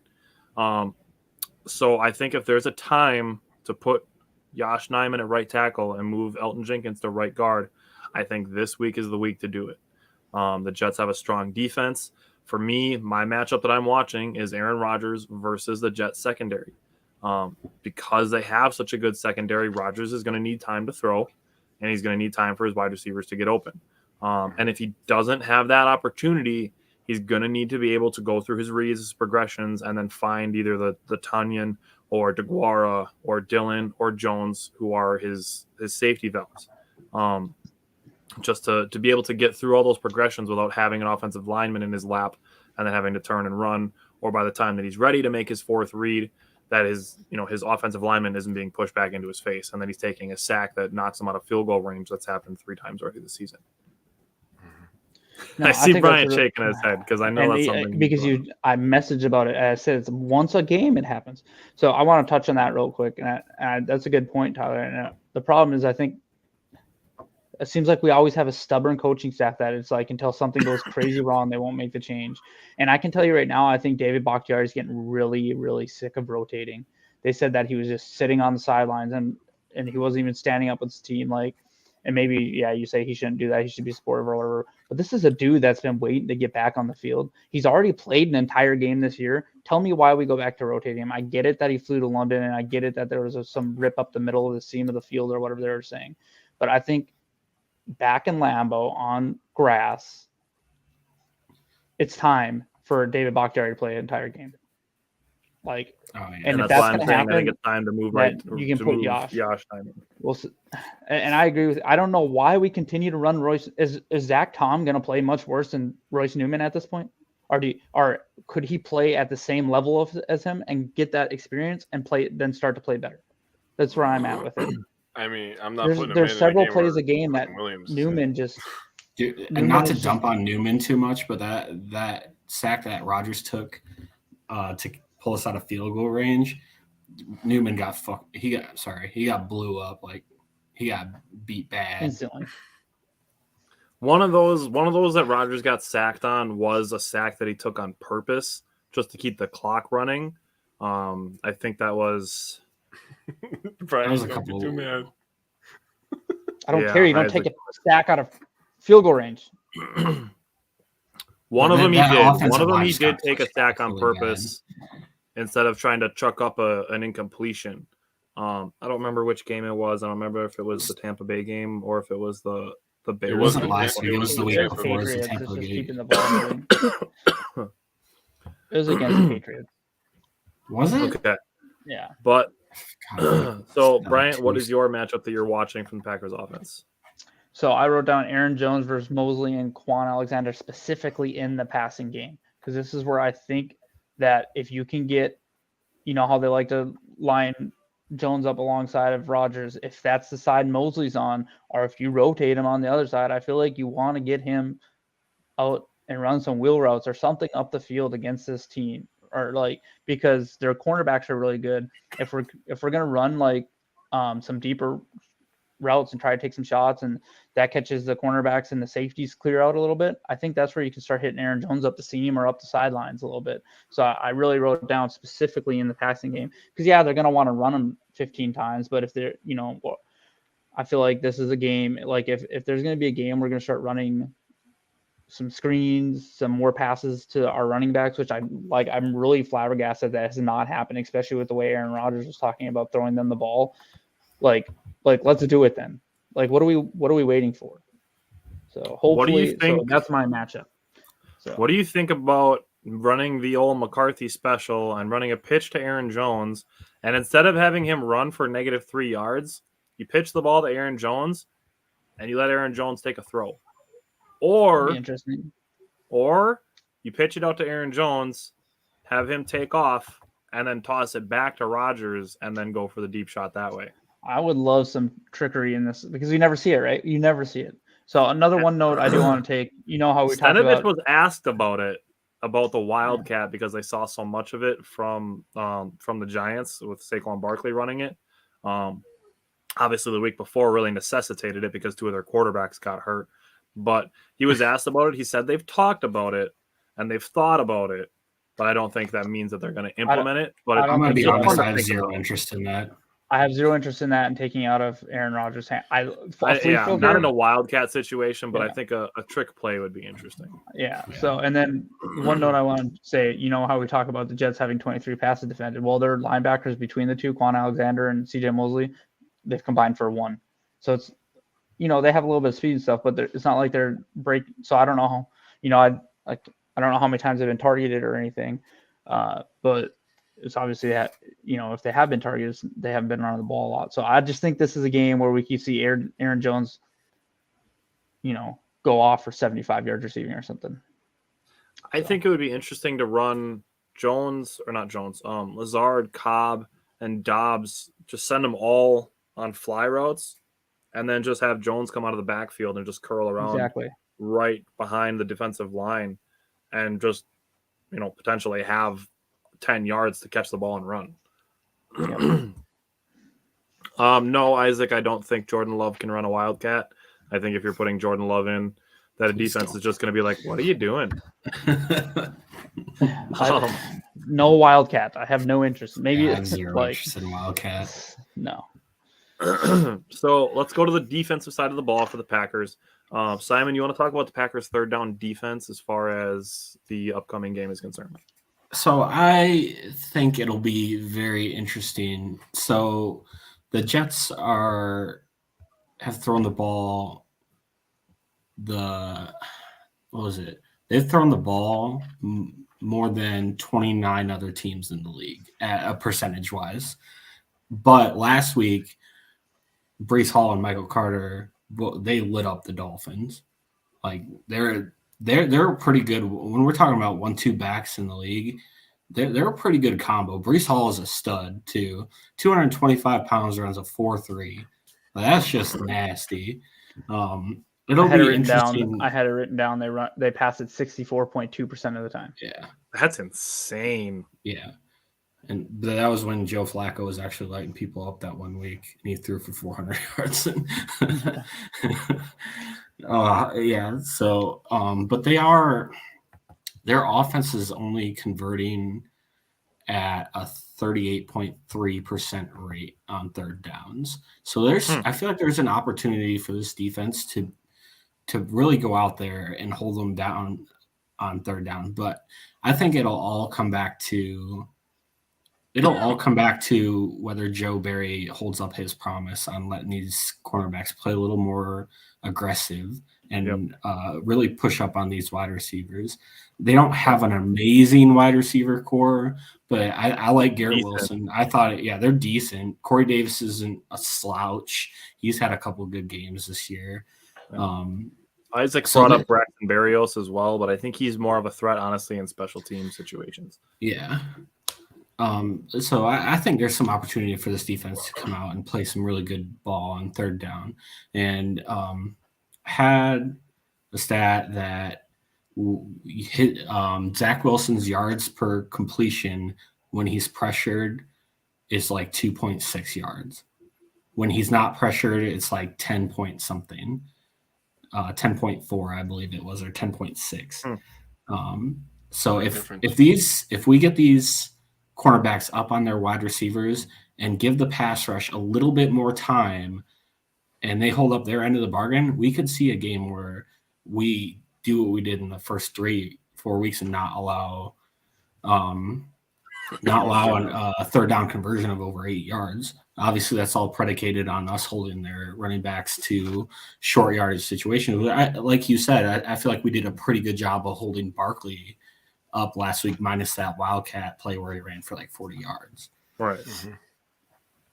So I'm glad you brought that up, because that's where I'm getting into this situation where all these interviews have taken place with LaFleur and Barry and Rodgers and and all of the players that have been asked about this, about playing a complete game. Now, this is a bit of a puzzle to put together through the first 5 weeks, but we get the first half of the Tampa Bay game. We get the second half of the New England game. We get the 12 for 30 section of Saquon Barkley being held. We get the fact that the Packers have allowed, like, I want to say like the fourth fewest or second fewest, it might even be second fewest passing yards per game. There's all these different puzzle pieces you can take from these first 5 games and say, you look at this puzzle right here, assembled from the pieces that we have done in these first 5 games. That gets me really excited, because when that comes together, that's the Packers team where it's like, shit, that team could win the Super Bowl, because it's just going to be about those things coming together. We knew, and it's crazy how quickly it turned. We knew that there were going to be growing pains with this. We have high expectations, which is true. And so do the players. The fans obviously have the high expectations.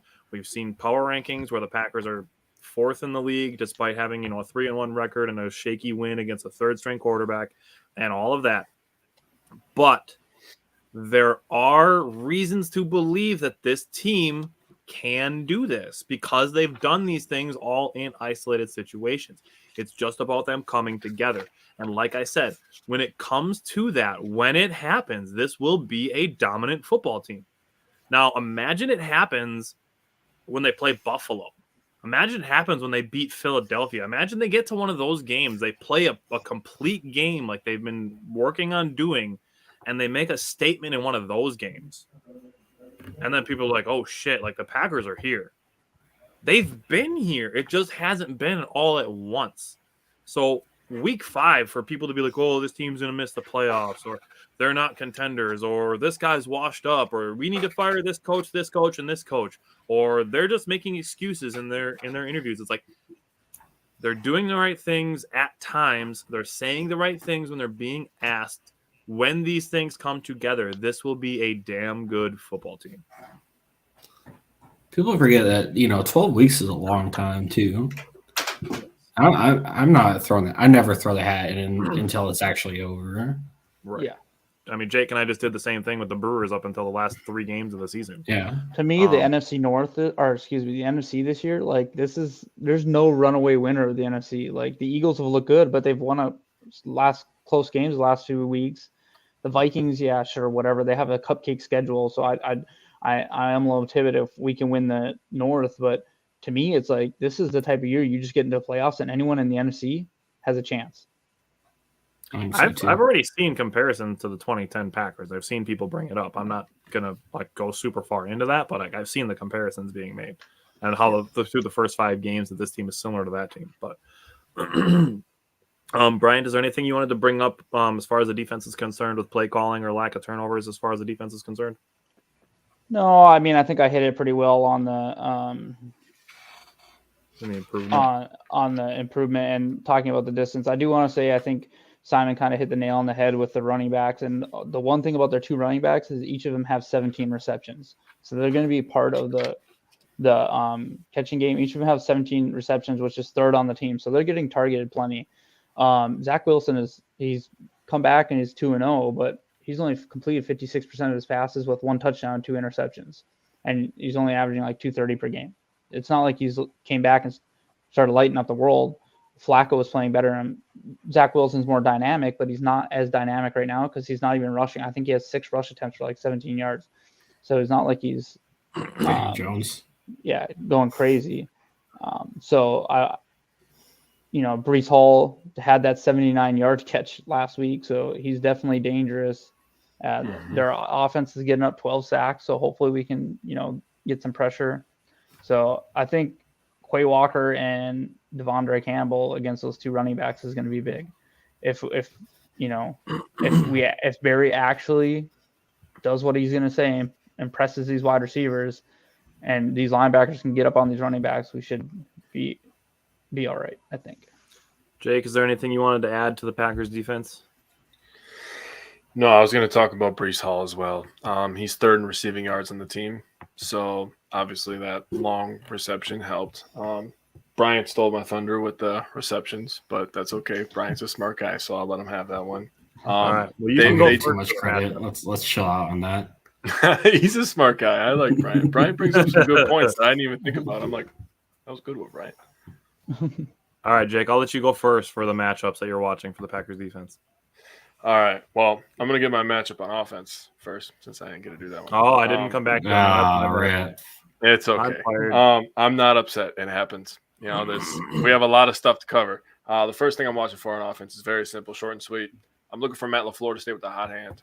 Tyler, me and you played a lot of basketball together. We know that the basketball is a game of runs, and sometimes there's just a guy that's in a rhythm that nobody expected, and you just got to ride that hot hand. You call sets for him. Happens with the Bucks all the time. Could be Javon Carter, but for some reason, Bud doesn't want to stick with Javon Carter. Sorry, I had to get that out. So just ride the hot hand, man. If it's Aaron Jones, let it be an Aaron Jones game. If it's A.J. Dillon, let it be an A.J. Dillon game. Just ride the hot hand. On defense, Breece Hall is their Aaron Jones. He can catch it. He can run it. What does he have? He has 275 rush yards, 2 touchdowns. He's averaged 4.9 yards per carry. That's pretty decent.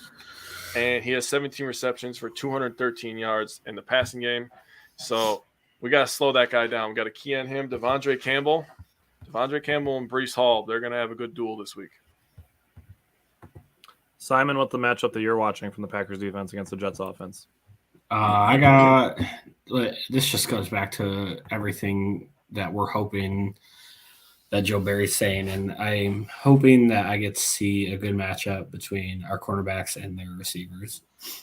I think we've hammered that nail hard enough, so I'm not going to go much further into that. Bryant, what's the matchup that you're watching? Yeah, I already said it. I'm watching Quay Walker and Devondre Campbell versus those two running backs, specifically once again in the passing game. And then I did write down I'm going to be watching to see if our cornerbacks are actually playing like they said. So for me, I'm actually looking at this is potentially going to be my matchup that I'm watching this week and next week, because I believe that in this specific aspect that Zach Wilson and Carson Wentz are similar in that they do not play well under pressure.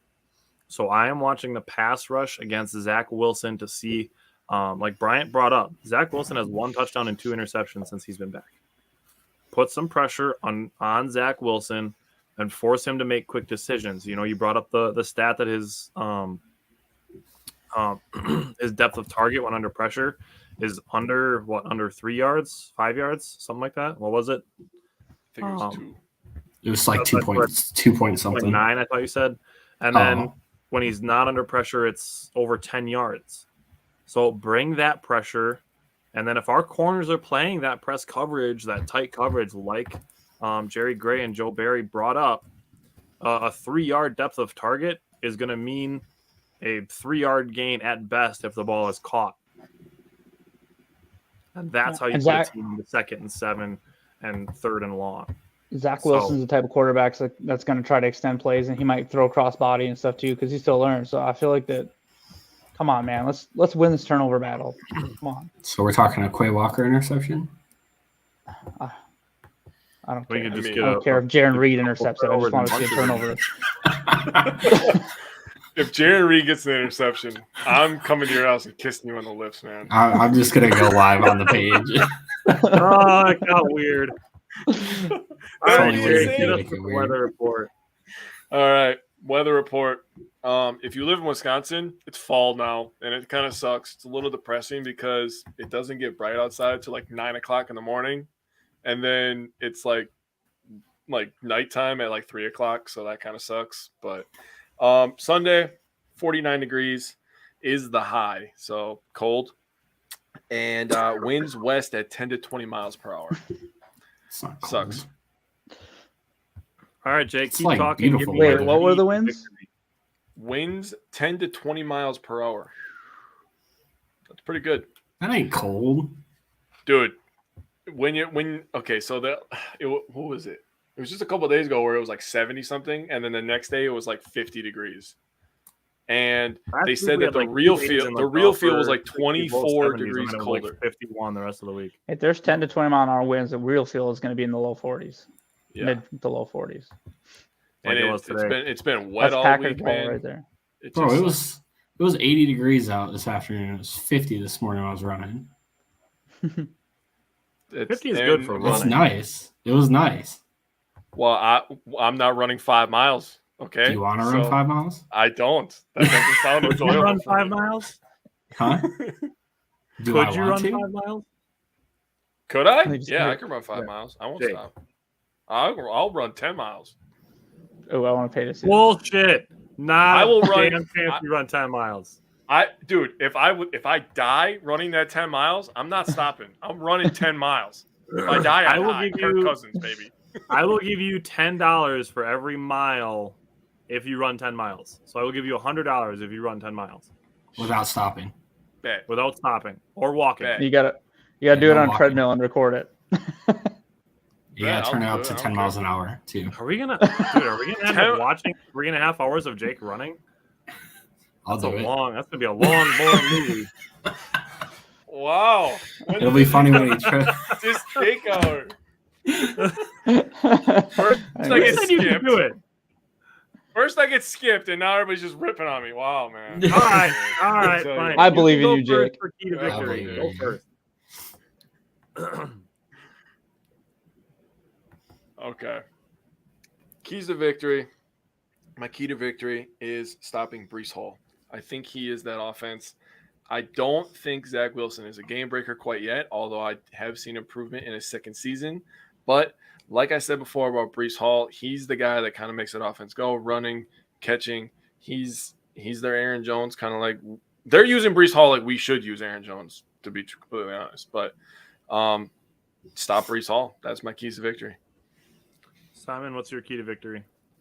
Put together a full game for the offense. I'm tired of this seeing like half games crap and then killing drives, and it's getting old. I'd love to see back in Lambeau coming off a loss where everyone's mad. I'd love to see the offense go out there and just light up the scoreboard and put together a full game. Bryant, what's your key to victory? My key to victory is a balanced attack. That kind of like what we've been talking about. In the games that we have won, the Packers have 25 pass attempts, 38 run attempts, 35 pass attempts, 25 run attempts, and 35 and 35. And the losses, it's been 39 pass attempts and 18 run attempts, and then 39 pass attempts and 20 run attempts. So if Aaron Rodgers throws the ball 39 times, I guess we're going to lose, right? Because that's both times we lost, he threw the ball 39 times. So Throw it 40. we just need to be, go to 40 or stop at 38. One more Aaron. time. So we just need to be balanced. Yeah. All of our 3 wins, we wouldn't, we've been within 10 plays of each other. And the one that was 35 and 25 was the Tampa Bay game, and we stuck with the run, even though it wasn't working all that well. We stuck with it. So we just need to be balanced. And I do think it's really interesting in 2 of the games we won. One of them was dead even 35-35, and the other one, it was 13 more run plays than it was pass plays. That was against the Bears. But so I want to see that 50-50. It's to play the strengths on both sides of the ball. And this really comes down to trusting talent. And then a little bit of this too. It does contradict a little bit what Matt LaFleur is saying about taking what the defense gives you. In my opinion, I'd like to see the Packers dictate, not react. I'd like to see the Packers come out and say, this is what we're going to do. Stop us. Not we see what you're going to do. We're going to try to do what you're not covering for. I'd like to see a little bit of swagger when it comes to the Packers offense instead of being reactive, to see them be, dictating what the game looks like. And I think that kind of plays into your guys' points about establishing the run and sticking with it and saying, we have a good run game, try and stop it. Instead of, you guys are stacking the box, we're going to check out of the run. Because that's what teams want the Packers to do. They want them to not run the ball, especially with the pattern being as clear-cut as it is, where if the Packers are more in like a 60-40 split, pass to run, it doesn't bode well for the Packers. So, and then the other thing is just to play downhill. Like I mentioned, all the coaches and players saying play at 100 miles an hour, play downhill, trust your instincts, make full speed decisions, all of that, play downhill, get the defense on their heels, get the offense on their heels for the Jets, and really just dictate the game. So that's my key to victory. So, Bryant, I'm sure you probably have like 22 things for Simon Says this week, like you do every week. More every week. I stopped at 2 this time. Go ahead. So my first Simon Says is running backs combined for 30-plus touches and 250 total yards. God damn. 250? Is that total or rushing? Total. Total yards. No. I think 250 is too much. Is it the touches or the yards? The I think yards. it's the yards for me. It's the yards for me. It's I only think like it's too much. 7-point-something yards per play. That's 8. 8 yards per play, whatever. Yeah. That's too much, man. Eight. I mean, I just don't think there's a way in hell. I could see 30 touches and maybe somewhere around like 150 to 180 yards, but I think 250 is a little That wouldn't be very good. much. I'd put him kind of in the What? middle of where you guys are at. I'd go over in the like the That's 200. that's 5 to 6 yards per touch. I'll take that every day. If that's all running, then yeah, that's good. Even catching, I'll take that. That means they're playing close to the line of scrimmage. Bryant's hung up on the running Aaron Jones on the sideline. I think that's where his higher. He just wants that wheel route for like 79 yards or something. Yeah. Go watch the highlight of him against the Lions where he caught that sick wheel route. Oh yeah, Remember that? I know was what you're talking disgusting. about. That was disgusting. All right, Jake, give I me don't your know how he first caught time at that. this. All right, my first one, I cheated, but I really wanted Simon's opinion. I want you to predict Aaron Jones touches for the game. Oh boy, I don't think there's a way in hell. Yes, you can do it. Stop The underselling opposite yourself. of what you say is going to happen. So Stop underselling No. yourself. No. I was going to say I don't think there's a way in hell Green Bay goes into this game without getting Aaron Jones at least like 18, 19 touches, at least. Has to. That's got There's to be no the way floor. you get him another. What do you have? 13 carries. Yeah. Yeah. And Yeah, what, like 2 catches, I believe? there's no way they don't get him more involved this week after looking at what happened last week. Okay. Well, I put under there. I said he better touch the ball at least 20 times. So And I could absolutely you're see very that. close to what I was thinking. You want me to do my next one real quick? It's real quick. So the only I want to say something before. The only reason I don't think that is I think they're going to look at AJ Dillon's usage a little bit last week. Last week he was only on the field for 30% of the plays. That is 3-0. just- For all the hype that he had coming into this year, man. And he had 0 targets that game. Yeah. 0. I know. It's so wild that this is the thing that they hyped up a lot this offseason was the amount of touches that our running backs are getting and receptions and stuff. And it's just not. I think Brian said it. It's just not coming to fruition. It's kind of surprising. Yep. Just wait With until all how the fans find talented out they that. know. Just wait till all the pessimistic fans find out that he streams on Twitch like 3 or 4 nights out of the week. And I then couldn't they'll give say a- that's I why. couldn't care about That's- that. That's why they're going to say he's not playing well. Just like Bakhtiari drinking beer was the reason his ACL wasn't healing. True. Yeah. That's I knew that's where you were extremely going with that too. correlated. Yeah, I did Well, too. remember people used to say that about MVS when he was dropping the ball. Get off the video games and go learn how to catch a ball. Like, come on. Do you see him, Kansas City? It's- He's playing pretty like- well over there. It's like people don't think these players can have a life outside of football. And it just Nope. blows my Yeah. mind. I hate that. They walk Not Not around if there's any 24/7 wearing room a for football. improvement. I hate that so much. It blows my mind. All right. So my Simon Says for this week is you have to pick one of these 2 things to happen. Oh. Okay.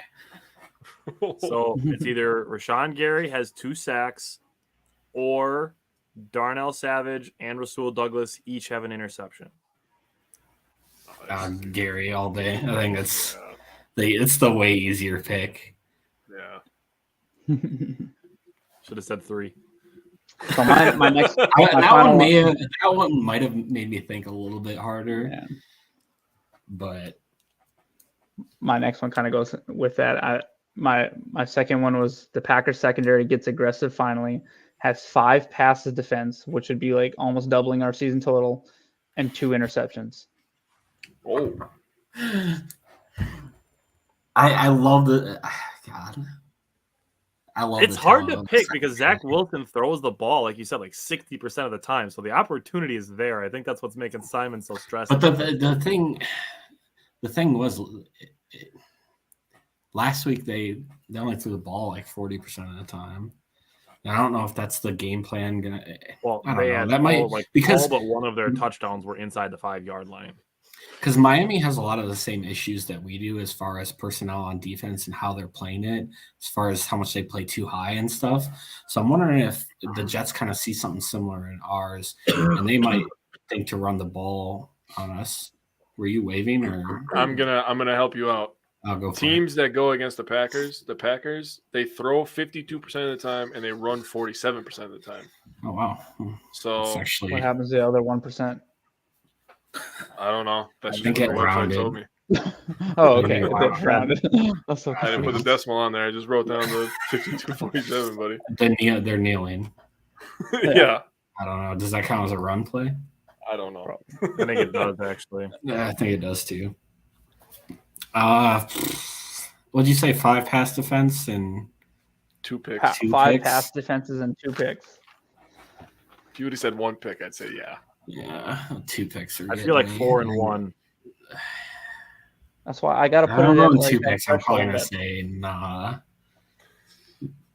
A pick, I could probably see it. If we get up aggressive on these guys, and Zach Wilson's still getting in the groove, coming back off of injury and stuff, I could see Simon out one. for it. Good. I'm always stressed out, man. Okay, my last one's pretty simple. Are we going to win the turnover battle? Yes, Okay, I like our Simple. odds of I like taking it. care of the ball at home and maybe forcing a turnover or 2. Yeah. We'll get a special teams turnover this week. That's what I'm feeling. forced I'm fumble. with that. I can see that. Simon, did you have any Simon says? No, I didn't do one this week. I'll be honest with you. All right. That's all right. I'll let you go first for the score prediction from the head then. Okay, from the head, I think. Oof. All right, so I have us winning 23-21. I think it'll be a nail biter, and I think the Jets are still a pretty good team on both sides of the ball, but I do like our odds at home. I like that everyone seems really upset over what happened last week, and in kind of a get right game, and I think the score will be a lot closer than how a lot of us will feel about this game. But I think Jets will hang around a little bit. So I also went with a close game. I went 27-20. Bryant, what's your score prediction from the head? From the head, I went 24-17 because maybe Aaron Rodgers brings us down to a touchdown winning, drive. Jets have given up 23.6 yards per game or points per game, so that's kind of right where we're at. So I All think right, a Jake, what's your score 24-17. prediction from the head? 31-24.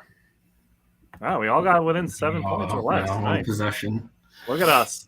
All right, Look at Simon, us. give me your score prediction from the heart. All right.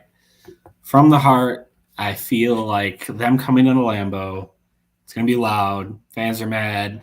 They want to see us just destroy them. I Noon game. feel like Noon Yeah, it's a game. new game. So I think all the players feel good about that. I have us winning 28-14. Ooh, close. I went 31-13. We talk about winning the turnover battle, potentially putting pressure on Zach Wilson. And then you guys brought up the 7 touchdowns through the air and 7 touchdowns allowed through the pass and through the run. So the opportunity is there. So I went 31-13 from the heart. Brian, what's your score prediction from the heart? 31-13 is what I wrote down. So Suck it. You got it. Yeah. He just wrote I it had down. 31-13. No, I had it written down. I didn't touch nothing right there. If you want to see it, 31-13 right there. So I had from the heart 31-13. So because I just feel like we got this is game 6 now. We got to put together a full game. Like if they're gonna let them be, if they're gonna let these cornerbacks in the secondary be aggressive, and we're gonna actually start playing to our strengths, I feel like we can shut them down. Maybe they get us, late score if we're up that big, but I feel like it's time for us to win a game by a couple, double digits. I think we did that against the Bears, but that's the Bears, and they just lost to the Commanders at home, 12-7. So. God, that was such an ugly game too. All right, Jake, give me your score prediction from the heart. I have 35-17. I think we're going to play a complete game. Yeah, we're all really close on that. That's what my heart tells me. And that better happen because if 23-21 happens, I'm going to Simon's house and I'm punching him in the lips, not kissing him. Yeah, what the hell? I do not want 23-21. Dude, you know how Simon, no matter what happens on Sunday, wear a mouth guard. Dude, I just want to relax one game. We haven't seriously, bro. We haven't put up 30 points yet this year. Like, let's just do it. Let me decompress during the 4th and just relax. I felt like I was gonna do that last week. I was like, okay, this is going good. Like we're gonna, and then it's just nope. It's just Crushes my All soul. right. Is there anything else you guys want to throw out there? I think on Sunday morning we're probably going to do a quick live before the show. Probably give some last minute injury updates and stuff like that. But is there anything else you guys want to throw out there for tonight? No, Go Pack, go. Yeah, go go Pack, Pack, go. go. Let's get it done. All right. Well, we will see you guys on Sunday then.